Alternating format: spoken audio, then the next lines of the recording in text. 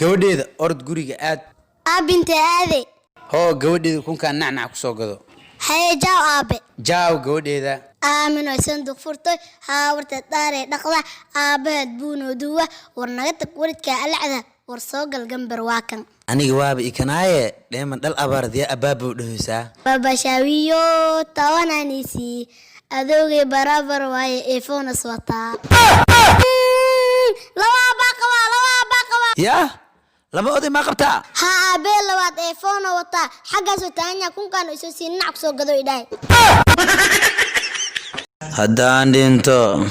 haye hantideeda oo dhan adaa iska leh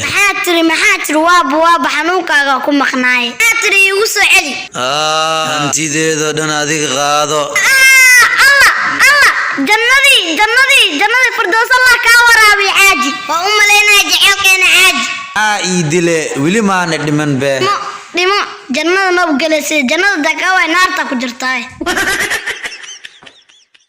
ma guursad facaaga dhan way guursadeene waa guursanay nin ma isoo raasid bare nin nuuce ayaa rabtaa nin dheer oo cad oo murqaani ah oo jaamacad soo dhamay oo diinta yaqaan oo lacag badan haysto shaqo fiican oo ka shaqeeyo oo naagna qabin kaas hadaa arki lahaa anaaba aroosi lahaa